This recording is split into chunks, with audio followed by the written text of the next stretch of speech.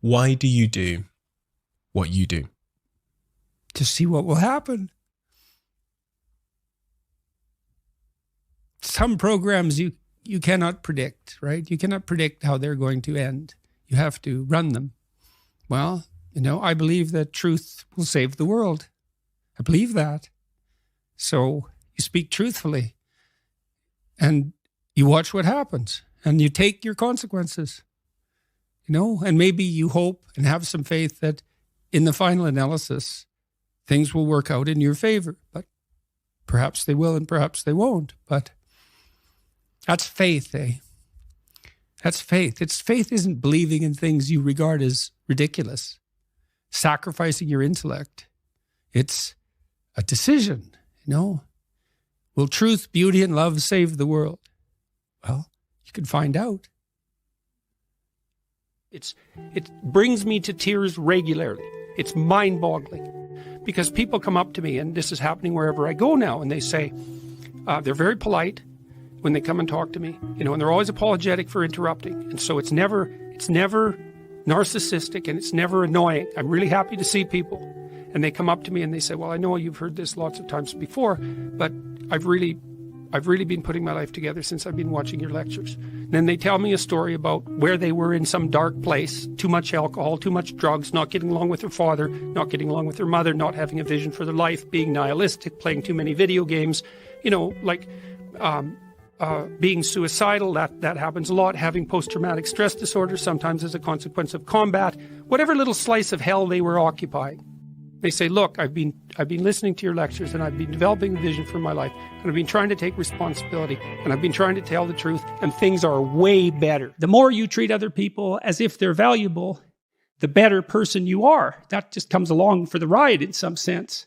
So none of that seems questionable to me. That seems solid.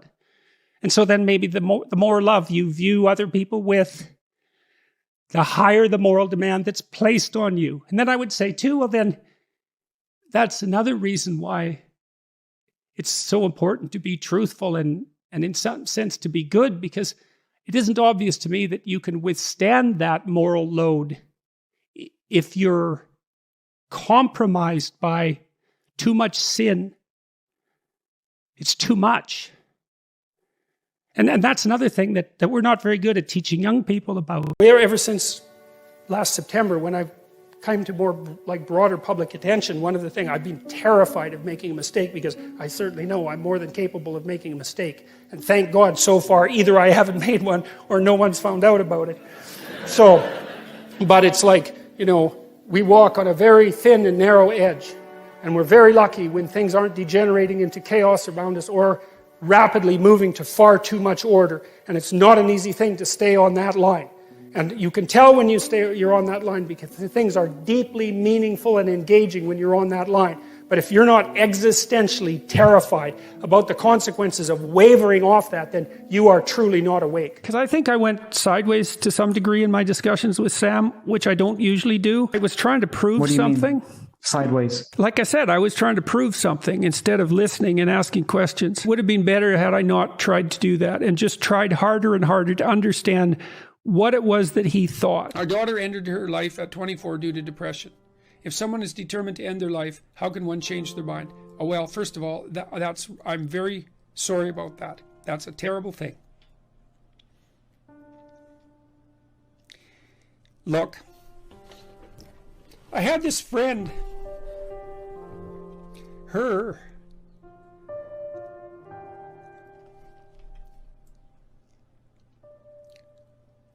sorry. There's been a lot of depression in our family, so it's a question that cuts close to the bone. Anyways, I had this friend, a friend of my parents, and her granddaughter committed suicide, She was just beating herself up about that. What could have I done? What could have I done differently? This is the problem with suicide. It leaves everybody behind thinking, oh my God, what could have I done? I could have treated the person better. I could have listened. I could have been there. It's like, and she was just beating herself up about this, really feeling that she wasn't a useful person, that she'd failed as a grandmother. She's a really good person, you know. And so I went for a walk with her, and I said, and she's married, and she likes her husband, and he's a really good guy. And I said, look, you're blaming yourself for your granddaughter's suicide. It's like, are you blaming your husband? Are you sitting him down and telling him what a useless bastard he was as a grandfather because his granddaughter committed suicide and how he failed completely? She said, no, I'd never do that. So I said, well, don't do it to yourself. What is a better question for me to ask you if I'm checking in on you? Because we asked that question with good intentions. Are you happy? What's a better question for me to ask Jordan Peterson? How are you doing? How are you doing? How are you doing?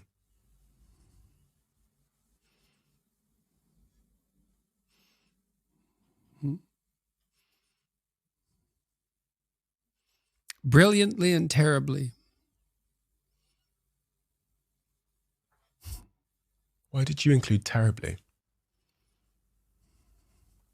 Well, for example, now when I go, wherever I go in the world, people come up to me and they're usually, I wouldn't say they're happy to see me.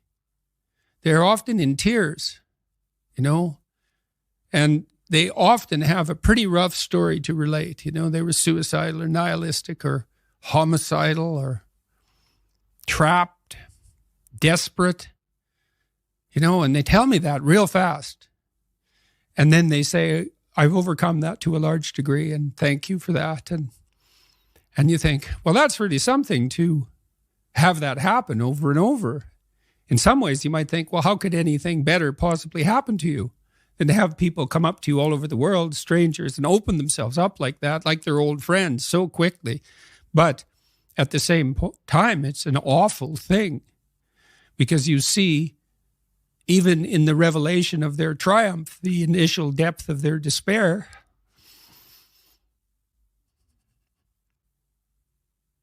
So I wouldn't change that.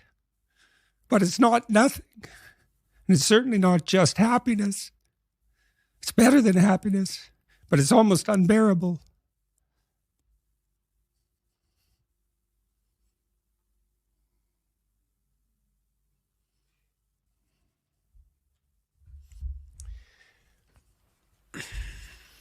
God, tears again. I was thinking the other day, a journalist asked me why why people are responding so positively to what I'm saying, the young men, for example, and I thought, why? Yeah, that's a good question. He says, well, I'm actually on their side. I'm really happy that they're not wasting their lives. I'm really sad to see that people are disenchanted and nihilistic and depressed and anxious and aimless and perverse and vengeful and all of those things. It's terrible. And then to see people question whether that's necessary and then to start to rise out of it. It's like, it's so fun. Like last night I was after my talk, it's overwhelming.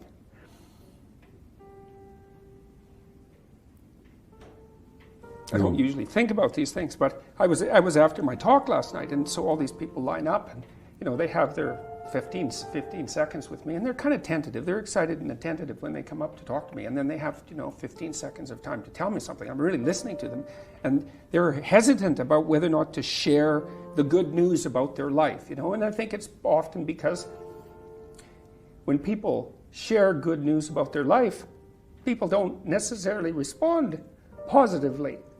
They don't get encouragement.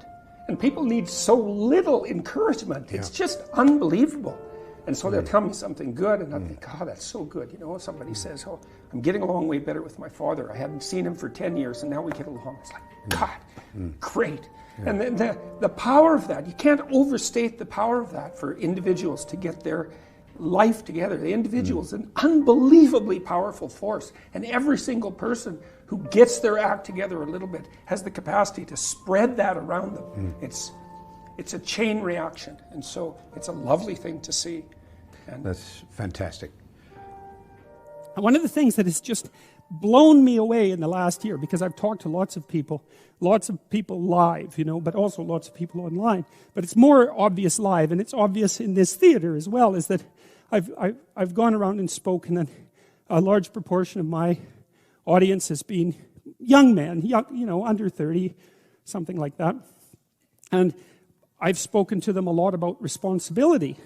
And what's so odd about this is that of all the things that I've spoken about, because I can see the audience and I can feel how the audience is reacting, because I'm always paying attention to all of you insofar as I can manage that. So I get some sense of how what I'm saying is landing, which you have to do if you're going to speak effectively to people. And what happens is, if I talk about responsibilities, everyone is silent, just like they are now. Silent and not moving, right?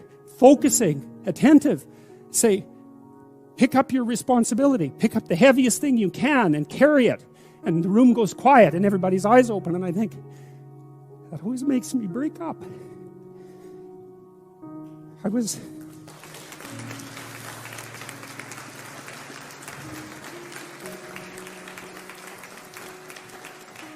I don't know why. I was speaking to an English journalist today who was going to write an article in Spectator magazine, and I was talking about this, and at the same point in the discussion, I had the same emotional reaction. I don't really understand it. I think there's something about it that's so crucial, because we've been fed this unending diet of rights and freedoms, and there's something about that, there's something about that that's so pathologically wrong, and people are starving for the antidote, and the antidote is truth and responsibility, right? And it isn't because that's what you should do in some I know better or someone knows better for you what you should do sense. It's that's the secret to a meaningful life, and without a meaningful life, then all you have is suffering and nihilism and despair and all of that, and self-contempt, and that's not good. And so it's necessary for men to stand up and take responsibility, and they all know that and are starving for that message. And the message is more that that's also a good thing, to stand up and take responsibility, because you're cursed so much now from when you're young with this notion that your active engagement with the world is part of what is destroying and undermining the planet and adding to the tyranny of the social systems. It's like, how about not so much of that, hey? Because it's too soul deadening. It's anti-human right to the core. And my sense instead is that, if you were able to reveal the best of yourself to you in the world, that you would be an overwhelming force for good. My primary motive as a clinical psychologist and educator is to help individuals live more meaningful and productive lives in harmony with their families and their community. That's my motive. And the evidence for that, I think, is, well, if people go online, and first of all, you can watch the lectures and decide for yourself, but you can also go, I suspect probably maybe 250,000 people have commented on the lectures and their effects on them. And so that's what people say. I'm watching the lectures. Yeah. I'm trying to develop a vision for my life. I'm trying to become more responsible, and it's really helping. And that's what I hear all the time when I do these public lectures, which aren't political. But when we gain success, we raise the bar. We set our ambitions higher. I mean, what is your end game? What do you want? That's all. That's what I want. I want to help as many individuals as possible become more courageous, more truthful, and more engaged in the pursuit of individual, familial, and social harmony.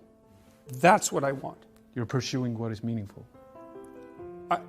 I'm pursuing, I believe that to be the case. It's certainly meaningful to me. I mean, there isn't, everywhere I go now, it doesn't matter where I land, in what airport, or if I walk down the street, 3 or 4 people will come up to me and they'll tell me, I was in a dark place, I was anxious, depressed, nihilistic, drug addicted, alcoholic, homeless, in jail, you name it.